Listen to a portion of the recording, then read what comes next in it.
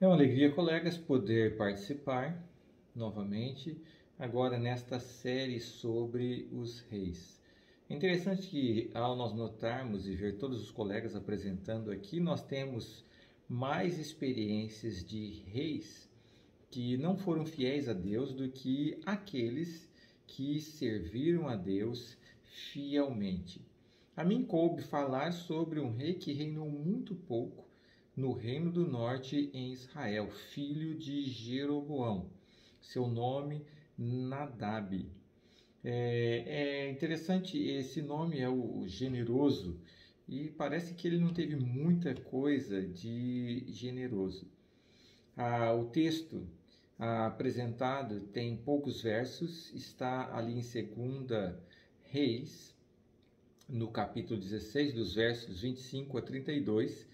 E a minha tradução diz assim, vamos ler para ter uma noção do texto, do que aconteceu aqui com este indivíduo. O texto diz assim: Nadab, filho de Jeroboão, começou a reinar sobre Israel no ano segundo de Asa, rei de Judá. E reinou sobre Israel 2 anos. Fez o que era mal perante o Senhor e andou nos caminhos de seu pai e no pecado com o que seu pai fizera pecar Israel. Conspirou contra ele Baasa, filho de Aías, da casa de Sacar, e o feriu em Gibeton, que era dos filisteus, quando Nadab e todo Israel cercavam Gibeton. Baasa, no ano terceiro de Asa, rei de Judá, matou a Nadab e passou a reinar em seu lugar. Logo que começou a reinar, matou toda a descendência de Jeroboão, não lhe deixou ninguém com vida. A todos exterminou, segundo a palavra do Senhor, por intermédio do seu servo Aías, o Silonita, por causa dos pecados que Jeroboão cometera e pelos que fizera Israel cometer, por causa da provocação com que irritara o Senhor, Deus de Israel. Quanto aos mais atos de Nadab, tudo quanto fez, porventura não estão escritos no livro da história dos reis de Israel? Aqui está o relato deste rei. Tem pouca coisa sobre a vida dele, mas eu gostaria de chamar a atenção sobre alguns pequenos detalhes nesta história, que está presente também em outros momentos nas histórias dos reis de Israel. O primeiro ponto que eu gostaria de chamar a atenção é o que é colocado aqui. Olha, ele seguiu Jeroboão, seu pai. Não fala o pecado, nós temos nos versos anteriores o que Jeroboão fez, mas mostra o seguinte: ele não somente pecou, ele fez Israel pecar. Sabe, isso é algo que nos leva a refletir. Nós, como líderes na causa de Deus, querendo ou não, vamos ser uma influência para as pessoas que estão ao nosso redor. Eu costumo dizer que os liderados não vão além do líder, em todos os aspectos. Eles vão imitar as nossas qualidades e também vão imitar os nossos defeitos. Isso não é algo que será 100% imitando, mas a influência é muito poderosa.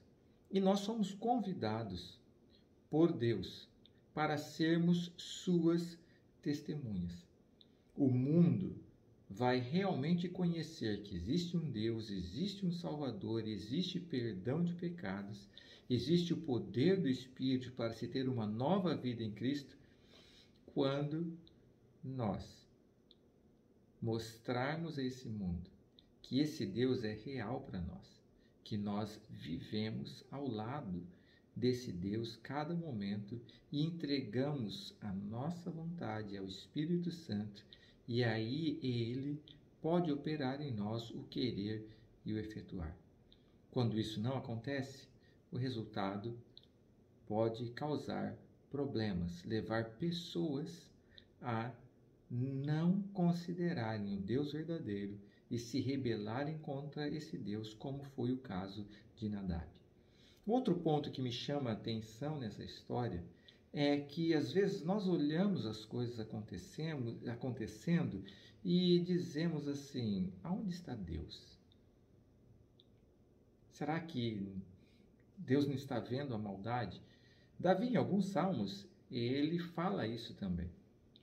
Mas aqui é importante nós vermos, ao olhar para a história, que a maldade, a injustiça e etc., muito embora nós não tenhamos algo direto como foi mencionado aqui, Deus chegando para Jeroboão e dizendo: Jeroboão, olha, não vai ficar ninguém da sua descendência, porque você rejeitou o meu chamado e foi uma péssima influência em Israel. Às vezes nós olhamos as experiências que acontecem e parece que aqueles que fazem o mal estão sempre prosperando. Mas Deus, na experiência dos reis de Israel, ele nos mostra que ele atua. E talvez eu não fique sabendo, você não fique sabendo, mas Deus permite que as pessoas tenham posições de liderança. Mas ele também, se essas pessoas não cumprem o privilégio de servir a Deus e fazer o seu melhor nessa posição, ele tira essas pessoas e ele os elimina. Então, esta maneira de Deus atuar, que às vezes fica encoberta para nós, é clara. E acima de tudo, lá no santuário celestial, um dia todas essas coisas nos serão reveladas.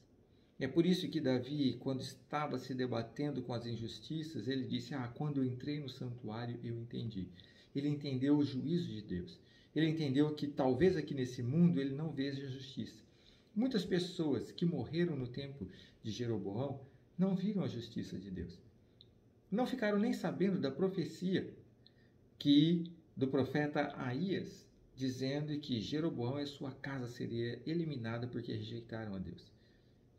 Mas estes justos, que talvez estavam indignados, um dia vão ter toda esta cortina aberta e poderão contemplar como Deus foi justo, deu oportunidade a todos e também atuou na história de forma direta para que a sua vontade seja cumprida e as pessoas receberam a sua recompensa, tanto para a vida eterna quanto para a morte eterna. Que Deus nos ajude, que a nossa liderança possa ser uma liderança que leve bênção às pessoas e que nós, desta maneira, não venhamos a ser desqualificados, mas tenhamos a graça da vida eterna em Cristo Jesus, a coroa da justiça nos guardada. Esta é meu desejo e minha oração. Amém.